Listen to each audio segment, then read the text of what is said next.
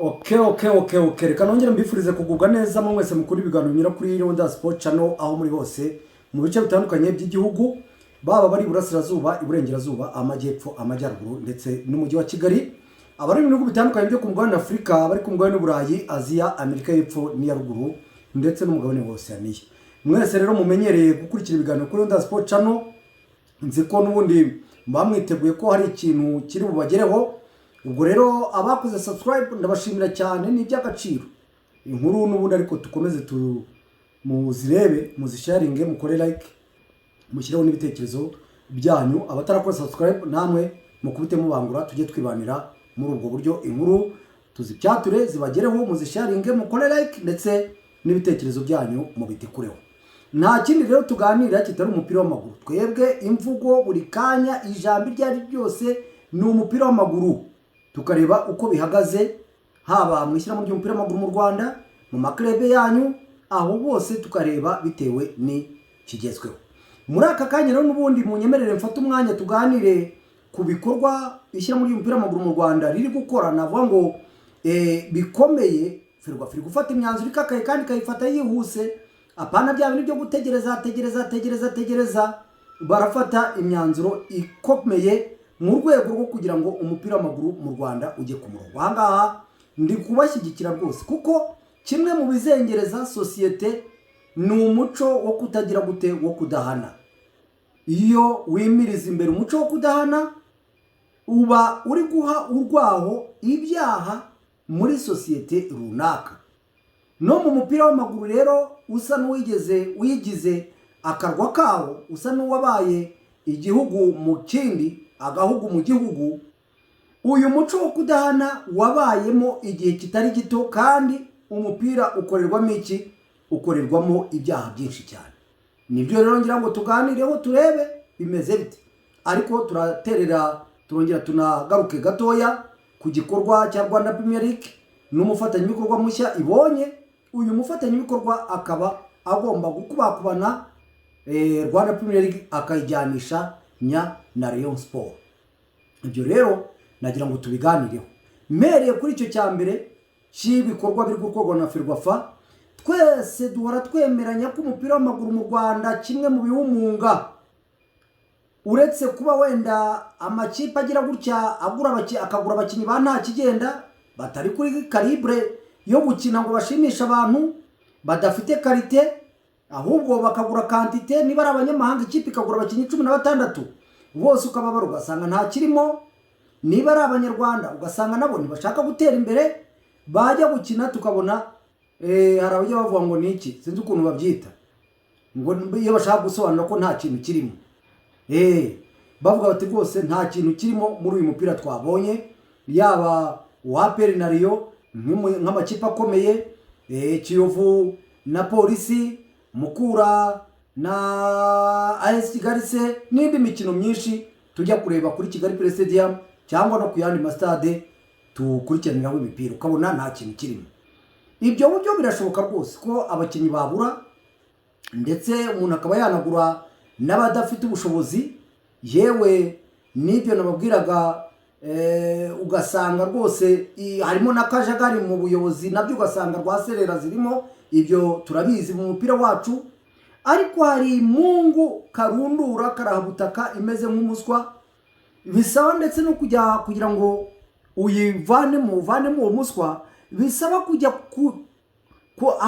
aho washinze imizi, hari igihe aho ubonye aba atariho isoko yawo uri, bikagusaba gacukura kugira ngo uzagere ku muswa nyirizina, ku mugina wawo, niko babyita, ku mugina w'umuswa. Bikaba ingorabahizi, ukajya uhora usanasana umuswa ugaruka, usanasana umuswa ugaruka, usanasana umuswa ugaruka. Iyo mungu iri mu mupira w'amaguru mu Rwanda, bisaba imbaraga nyinshi kugira ngo abantu bafatanye bayirandure. Uwo muswa wamunze umupira w'amaguru mu Rwanda, bisaba kugira ngo dukomeze ducukure mpaka tugeze ku mugina wawo. Ni cyitwa uburozi ndetse n'icyitwa match fixing, ubajyanishanya na ruswa cyangwa se match manipulation.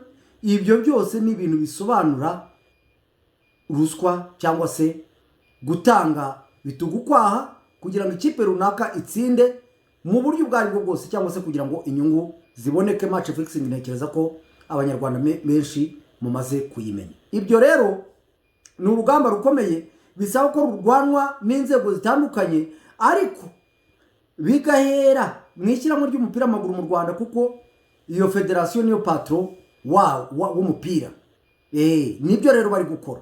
Abari barigize ba Nyirandabizi, abari barigize ba ruharwa muri ibi bintu, aba specialiste ngaho ntago twateguye, tugiye mu kibuga tutateguye, ese uko tutagize gutya na gutya na gutya, ko nta mwarimu twabonye, ko nta murozi twabonye, ko nta mazi twamenye mu kibuga, ko nta magi turikije, ko nta mafu twamenye mu kibuga. Igihe cyanyu ni iki ngiki. Ferwafa yabahagurukiye hamwe na Rwanda Premier League babahagurukiye. Ubu dusigaje kuzabona no kuri iyi mikino ikomeye, kuko turabizi nubwo wenda muri iyi minsi turi kubona hafatwa bo mu makipe matoya, ariko nabo mu makipe manini barahari. Muri izo za Peri, muri izo za Reyo, muri izo za Kiyovu, muri izo za Mukura, abarozi barimo, abaroga barimo. Nubwo federasiyo yibiha inyito ikomeye, ndabyibuka kuri Dauda na Jedeo baherutse guhanwa, Ferwafa na Rwanda Premier League baravuze ngo ni ibikorwa biteye urujijo ku bakunzi b'umupira w'amaguru mu Rwanda. Ariko mu by'ukuri twese turabizi ko ari uburozi, ni ukuroga kugira ngo ikipe itsinde cyangwa se itsindwe cyangwa se bigende bite. Ubwo rero nkubise mbangura mpereye ku kijyanye n'uburozi ku mukino wa Rayon Sport na Gorilla niyo yari yawakiriye. Kit manager w'ikipe ya Gorilla yari yihengetse kuri bose, babireba rubanda bose bibona bareba, yewe umugabo aragenda acucagira, cyangwa se umusore aragenda acucagira, umwana w'umusore acucagira ibifu mu kibuga. Video barakamera, amafoto barafata neza ku mugaragaro. Uyu Ndatimana Olivier abikora ku manywa, ntabwo hari ku manywa y'ihangu, ariko kuri Kigali President yamuhara amatara saa 12, kandi abikora hari hashize umunsi umwe hahanwe uwitwa Dauda Yusufu ndetse na Jideo Ndonga wa Etincelle. Ntiyagira n'isoni ngo avuga ati hari abahanwe nanjye nibambona baragira gute baramana. Ibyo rero Ferwafa na Rwanda Premier League bahise bakubita babangura, ntibatindije mu makoni. Itangazo muraribona, bamaze kumuhagarika hakurikijwe ingingo ya 2 igenga amategeko ya federasiyo. Iryo tangazo rero murarisoma, nicyo twari dutegereje, nta kindi. Bamuhagaritse igihe kitazwi mu gihe hagikorwa iperereza. Icyo ni igikorwa gikomeye cyane. Navuga na ubwo Rwanda Premier League na Ferwafa mukomeze mugende murebe zahuye kuri yo Mukura na Peri, murebe ku Magaju na Reyo, murebe kuri Etincelle na Kiyovu, murebe kuri izi za Rutsiro na Gicumbi, murebe wose ikintu cyitwa uburozi. Mwinjire muri za vestiaire, haba harimo ibintu vestiaire ya Bugesera icyuka kinuka, ndetse ngo hari naho baciye irembo. Ibyo bintu by'uburozi mu bibaceho ku buryo buri wese ajya yumva uburozi ko ikipe igiye kuroga akabyamagana kure. Turabizi cyane n'abakinnyi bisiga ibyo biti mucengeremo mubarebe, ku buryo mu by'ukuri umupira wacu uvamo uwo mwanda. Umukuru w'igihugu yakomeje kubitubwira, ariko tukanga tukica amatwi, avuga ati impamvu uwo mupira wanyu utanatera imbere n'ubwo burozi n'ibyo byaruswa mwirirwamo. Icyo ni kimwe kijyanye n'uburozi.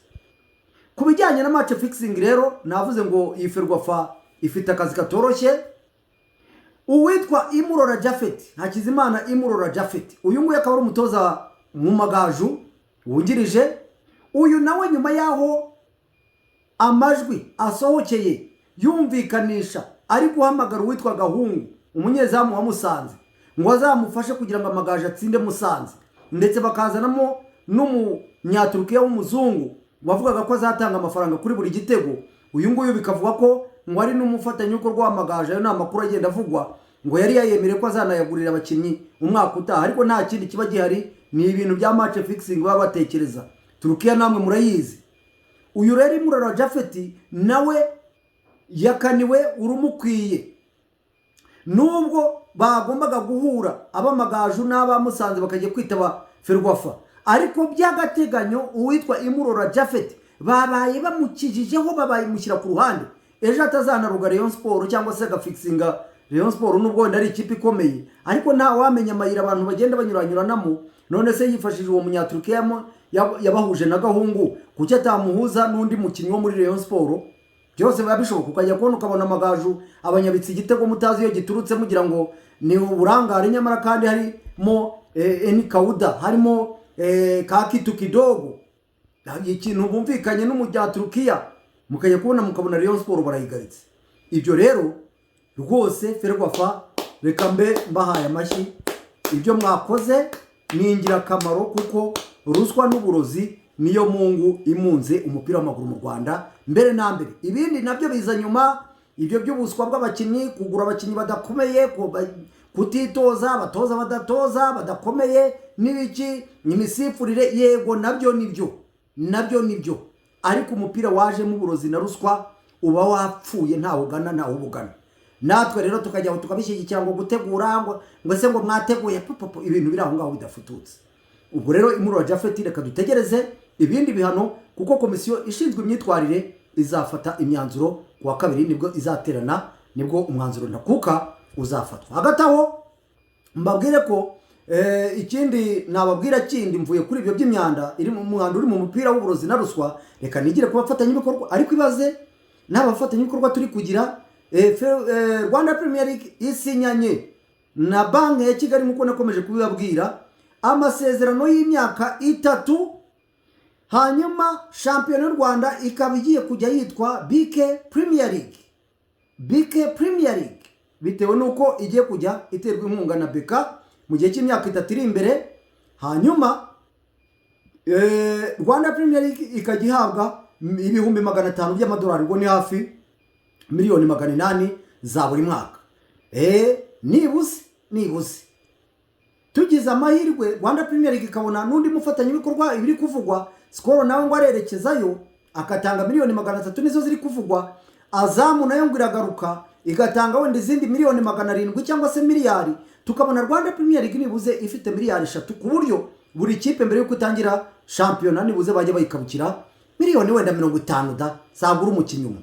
Ariko se wowe shampiyona iratangiye, umuntu ikipe bayihaye miliyoni 10, nuko ubukungu buri kugenda bupfapfana, ibiciro ku masoko buri kugenda bizamuka, essence n'ibiki byose buriya niko bigira impact ku bintu byose. Ikipe yihaye miliyoni 10 ngo utangire sezo ngo izayirangiza. Ibyo rero ni ubufatanye bwiza, twizera ko n'abandi bafatanye ibikorwa bazakomeza kwiyongera, dore ko twagize ikibazo amakipe yacu nubwo rimwe na rimwe tuyarenganya, ariko abafatanye ibikorwa bagiye bagenda bigura intege, n'abahari bagatanga udufaranga tw'intica ntikize, tutakwica ntitugukize. Reba nawe Skol na miliyoni 200 yahaga Rayon Sport, miliyoni 200 se zitagura miliyoni 220 ku mwaka, miliyoni 220 kuri muri iki gihe zisigaye zigura umukinnyi umwe, kandi bigaragara ko Skol itashakaga kongera. Ubwo rero Beka ije muri Rwanda Premier League, kandi nkuko twabibabwiye igiye kujya no muri Rayon Sport, naho biravuga ko izabaha ibihumbi 300 by'amadolari. Ubwo iyo nayo nindi umuntu akayakomeza, ubwo ikabisikana na Skol iva muri Rayon ijya muri Rwanda Premier League, ariko umuntu akaba yakwangura. Nongere mbabwire ni abafatanye bikorwa ni mwiyegurira amakipe. Beka nubundi niyo uza no gufata Rayon Rwanda Premier League ukayihorera, byari kurushaho kuba byiza, kuko Rayon Sport ni uruganda rushobora kugucururiza, rushobora kukungura, ruproduiza ibyinshi mu gihe waba wagize gute, warufashe neza, waruhaye neza, waruguriye ibikoresho, waguze abakinnyi bakakaye, ukabaha amafaranga bagahembwa. Ikipe Rayon Sport abafana bayo baje gufunguza konti muri banki, niyo ari bo bonyine baba bagize iyo banki, niyo nta bandi bakiriya wagira, ukaba ufite abakiriya ba Rayon Sport baguhaza. Ubwo rero reka turebe n'andi makipe nimujye kuyafasha. Za MTN muri hehe, za Airtel kuki mudafasha amakipe di? Burari rwa uri mu biki? Fata ikipe, fata Tenseru y'amafaranga, n'abandi bafatanye ibikorwa I&M Bank n'andi mabanki, mwe muri mu biki mwafasha amakipe mukareba ko tutagira shampiyona ikomeye bitewe n'iki? Bitewe n'amafaranga arimo. Ngibyo rero ibyo nabambaganirije muri aka kanya. Ubwo namwe mu nagame ibitekerezo kuri Leonda Sport Channel, navuga ngo karibu mukomeze mubane nanjye, kandi ibindi biganiro byo biri imbere turi kumwe namwe. Bye bye, ciao.